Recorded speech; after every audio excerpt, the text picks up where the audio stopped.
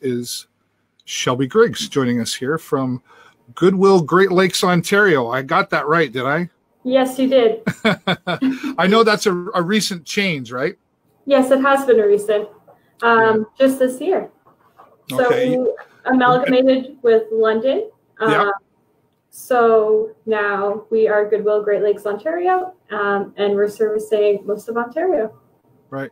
And what was it just simpler to amalgamate everybody, or what was the reason behind that? Or so the reason behind the amalgamation, we just work better together. We're stronger as one, and we can. There's a lot of services. There's a lot of ways that London was really like ahead of us, and there were ways where we were ahead of London. So we thought to amalgamate together, work together. We're just stronger as one. And it was a very smooth process, and it's been great ever since. Right. So let's talk about what we're here today. I guess Goodwill Connections is what you're representing, right? Yes. So I'm the community engagement facilitator for Goodwill Ontario Great Lakes Career Center in Sarnia, and I am the community engagement facilitator for two programs that I'm going to talk about tonight. So Goodwill Connections being one of them, and then Goodwill Taps being the other one. So Goodwill Connections is a program that we have for adults over the age of 18 that are just looking to become more involved in their community, looking to build some skills to either become more independent or gain competitive employment. So that program is available for adults with developmental disabilities over the age of 18 if they're aligned with Developmental Services Ontario. They can become connected with our program.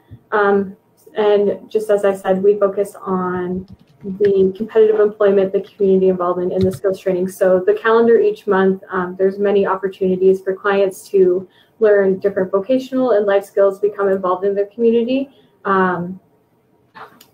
just dependent on what their goals are, because this program is also geared to support each individual as they set and work towards their own goals. So every client that comes here, they have their own goal plans, and they're working towards their individualized goals. Okay. And is this a new program? This program has been around since 2017. Okay. And we've seen great success with the program. So right now, currently 80% of our participants are either working, or they're working competitively, or they are volunteering within the community. Okay. So how does this all get supported? Is there government support, or does Goodwill have to do their own fundraising, or where does that come from? So support for the Goodwill Connections program, we do have a base funding for so many people. And then if we do extra services, there's something called passport funding, which persons with disabilities are able to get, and they can purchase services just based on what they need. When we have spots opening, they are called vacancies. So people can either come in for full-time or part-time spots. They choose their schedule, and that's all a part of the base funding that we get. So usually when someone graduates the program, they've reached all their goals, they're independent, that sort of thing, and they've moved out of the program, we can open up their spot for someone else. But if people just want different services and they do have the passport funding, they can also purchase service as well from us, whether that be just job searching, becoming more involved with the community, job coaching, all that sort of stuff. Right. So how's the community getting involved with all of this? You must have to create some partnerships and relationships with different, I'm guessing, employers in the community. How does that look? Yeah, for sure. So as a community engagement facilitator, that's a part of my job. But since we are connected with the Goodwill Career Center, when it comes to employment, we do work with the job developer there as well, if that's their goal. So we get them set up with services with the Career Center, and then we work together to support them into finding employment. And then once they find employment, we support them in helping them to retain it. So whether that be job coaching or putting job aids in place and that sort of thing. For the community involvement stuff, we like to be involved in community events. I'm the one who goes out and is talking with the community and creating different partnerships in different ways that we can work together in a mutually beneficial way for different partners and us to support our clients. So we're involved in that way as well. Right. And is there some ongoing, is there some of the partners you can mention here that are involved? So one big thing that I'm a part of, so I'm the co-chair for the Lambton Canteen Transition Committee. So that's a committee in Sarnia-Lambton that works. Sorry, I didn't hear the what committee? Sorry, the Lambton Canteen Transition Committee. So okay. Yep. So it's a committee of service providers that come together, and we help to plan workshops and resources for families who have children with disabilities who are transitioning from high school into adulthood. So we work together there. And then we also offer different supports. One of our most recent partners to come on is from Mackenzie Investments. So we are offering that to our clients to become connected with them if they're wanting to have, it's called an RDSP, so it's a Retirement Disability Savings Program, and it's for people with disabilities to start a retirement savings fund, but there's lots of government grants and incentives that go with that as well. We have partnerships with Codes for Kids is another thing that we do. So we partner with Blackburn Radio each year, and we organize Codes for Kids. So Blackburn helps with the marketing, and then we kind of we do all the organizing. Our stores will store all the coats beforehand, and then on the day of, our program goes and we set up the event, we organize everything, and then we run the event as well. So that's also another way that we're involved in the community. The Connections program has a community garden that they take care of as well. So they're doing lots of different things. Right. So you're busy. You got a lot. You got a lot on the go there. Yes, for sure. Our calendar's always full. Yeah, but that's a good thing, right? I mean, Goodwill has done a lot of goodwill. I guess it's a pretty fitting name, I guess. But the response from the community has obviously been really good on an organizational base.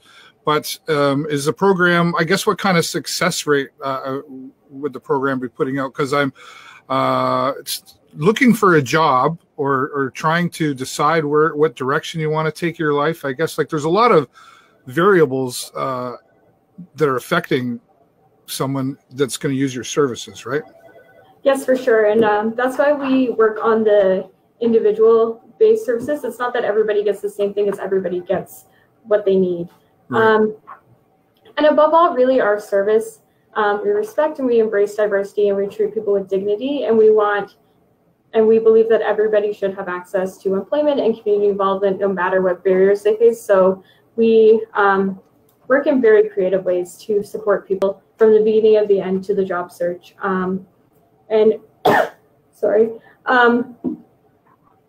So when it comes to the job search piece, we offer those services obviously every day for free. And for people to become connected with that, all they need to do is walk in the door, and then we'll do an intake with them, and then we'll know from there which program will best support them. So that kind of moves into the Goodwill TAPS program. So it's for people who identify with having a disability over the age of 16, and that's just the employment piece. So it isn't a day program that they come to. It's really on an individual basis on how quickly they want to have a job or what support they need to get a job. So it's not like they have a time limit in the program to find a job. And then we help with everything there. So we help with the resume and cover letter support, applying to jobs, the job development piece as well, where we can market them to employers and those employer relationships that we have. And then we also offer the job coaching, the job shadowing, or job trials, just in case they're not sure what kind of field they're wanting to get into or they need that extra support. And then another piece of that is we don't want to just help people find jobs. We want people to find meaningful employment that they want to stay in. Yeah. Well, that makes perfect sense because, I mean, why be somewhere you don't want to be? I mean, we've probably all had that job that we didn't really want, right? Yeah, for sure. So it's good to jump into that right from the start. And is there a limit to how often someone can use these services? Is there support, I guess, once a job is landed or a career has been chosen? Is there still after support as well? Yep, for sure. So in our Goodwill TAPS program, we follow them for a certain amount of months if they're needing support, and we'll be helping them with their income reporting and stuff like that. But we are still there after they find a job to be that support, to talk to the employer if they need us to, to go in on the job and coach them, or if they need job aids, like if they need, say, for example, a job aid would be like someone needs pictures of different jobs that they have to do to help them to remember. We can do that, or we could set up signs or do job lists and that sort of thing. So it definitely isn't once you find a job, you're done with our services. And even if they were to find a job, they were to go throughout the program for so many months, and then we closed them out of the program, they were good, and that sort of thing, and they lost their job the next day, they could come and re-sign up with our services. Right. Okay. So there isn't like a limit on how often they can use our service. It's just whenever they need. Right. Okay. And I lost my thought there for a minute. The program, this is like, what are the hours available to this, or how is it available on Saturdays as well, or? So it isn't available on Saturdays, but we are open from 8:30 to 4:30 every single day, Monday to Friday. Okay. Throughout the week. And it's available throughout those hours for the Connections program and for the Goodwill TAPS program. Right. Okay. And they can just walk in? Yep, they can just walk in. So if they're not aligned with our services, they would walk in, and then they'd be scheduled for an intake with whoever would be on intake that day, just because it rotates through case managers. And then from there, we'd be able to kind of discuss with them more like what their needs they're looking for and to align them with the correct program. Right. Okay. What's a resume look like these days, Shelby? I haven't put together a resume in a long time, but I'm imagining something must have changed. Is there a right way and a wrong way to put something like that together? So we definitely support people in that when creating the resume, just because we kind of know what you should put on a resume, what you shouldn't put on a resume. So we do spend lots of time updating resumes with clients. That's one of the main things that we do. I don't know if they have changed over time. I think the rules are relatively the same, but we just always want to let people know the fact that employers, they usually don't have a lot of time, so you don't want to get very wordy with your resume. You kind of want to be straight to the point. This is who I am, and always have a cover letter as well. Right. So. Okay. How long have you been involved with this program as far as the community coordinator? So I have been involved. So I was hired at Goodwill just over 2 years ago. So it'll be like 2 years and 2 months and like a week. So that's how long I've been involved. Right. And I've seen a lot of growth in the program, just because when I started in Goodwill Connections, it was relatively like the beginning of Goodwill Connections, and now we have supported our clients. As I said, over 80% of our participants are now working competitively or volunteering, whereas when I started, most of them weren't. And we've really grown the program to be lots of different things. So now this year starting, we're going to be offering vocational skill workshops here at the Career Center for people who are job searching and they're wanting to kind of update their skills, whether they need resume skills, interview skills, how to talk to your employer, how to talk to your coworkers. So we're introducing that as well. And we've just seen great success with the program. Yeah. And so you're constantly, I would think you're refining or redefining what the program does and trying to expand it and add more resources and tools. Is technology playing a big part in assisting? I would think now, like looking for a job. I know I used to go out and knock on doors and even if they weren't hiring, I kept going back, whatever, until they would hire me. But a lot of this stuff is online now. Is that how you look for it now too? Is a lot online, or do you still go out and knock on doors? We do still do that, but yes, a lot has changed where a lot of job search is online. So we actually have a training room here where we have laptops where people can use it. On the Career Center side, there's a resource center as well for people to do online job search. And we help people with that application process as well, just because with different websites, it's sometimes it can be very confusing and they kind of want you to like type out your whole resume again, or they're asking for different things as well. So we help support people in that, because there are a lot of people who do use the internet and all the websites out there to post job postings. So we support our clients in that, and we do have the resources there as well. And That's something that we really expanded on when we moved to our new building. So in April of this year, we moved to a new building. Okay. And we were able to design our space to better fit the program needs. And we definitely knew that we needed the training room with the laptops and iPads and stuff like that to support people in their job search. Yeah. Oh, sorry, go ahead.